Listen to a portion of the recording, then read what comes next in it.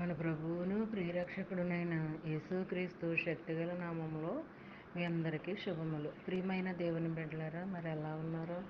గతించిన వారం అంతా కూడా ఆయన రెక్కల నీడలో మనందరినీ కాపాడి మరొక నూతనమైన దినములో వారంలో మనం ప్రవేశపెట్టిన విధానాన్ని బట్టి మరొకసారి ఆయనకి వందనాలు చెల్లించుకుంటున్నామండి. ఈ దినము దేవుడు మనకిస్తున్న వాగ్దానము 1వ దినవృత్తాంతాల గ్రంథము 4వ అధ్యాయము 10వ వచనం. నన్ను నిశ్చయంగా ఆశీర్వదించి నా సరిహద్దులను విశాలపరిచి నీ చెయ్యి నాకు తోడుగా ఉండి దయచేసి నాకు కీడు రాకుండా దానిలో నుండి నన్ను తప్పించుము. ప్రియమైన దేవుని బిడ్డలారా, మరి దేవుడు ఇందులో ఆదరణకరమైన మాటలు ఏంటంటే, ఎప్పుడూ కూడా మనల్ని ఆశీర్దిస్తానని అంటున్నాడు. నిన్ను, నన్ను, మనందరినీ కూడా.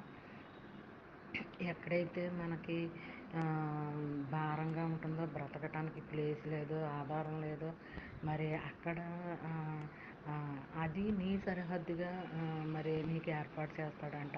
దాన్ని విశాలపరుస్తాడంట. ఆయన చెయ్యి ఎప్పుడు మనకి తోడుగా ఉంటుందంట.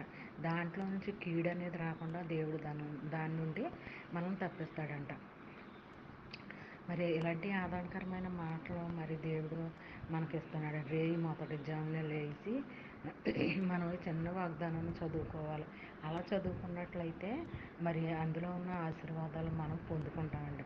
మరి దేవుని యొక్క ఆశీర్వాదాలు మరి ఒకసారి విప్పబడితేనండి అవి ఎప్పటికీ ఆగండి. అలాగా ఆశీర్దిస్తూనే ఉంటాడు. అవి అంచెలంచెలుగా ఆశీర్దిస్తూనే ఉంటాడు.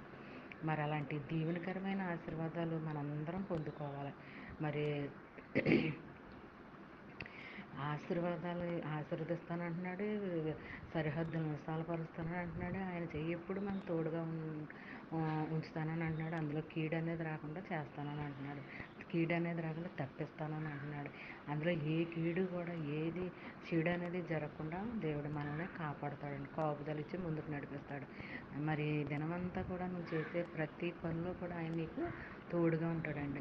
అలాంటి దీవెన ఆశీర్వాదకరమైన వాగ్దానాలు ఎప్పుడు కూడా మనం చదువుతూ ఉండాలి. మరి ఆయన దగ్గర నుంచి మనం పొందుకుంటూ ఉండాలి ఆశీర్వాదాలు. మరి ఈ చిన్న వాగ్దానం నీ ఫ్రెండ్స్ సర్కిల్ వాళ్ళకి పంపించండి. చదివిన వారు దీవించబడతారు, మీరు ఆశీర్వదించబడతారు. మరి చిన్న వాగ్దానం ఈ దినమంతా నువ్వు నేను మనందరము చదువుకుని ధ్యానించుకుంటూ ఉండాలని కోరుకుంటూ గాడ్ బ్లెస్ యూ.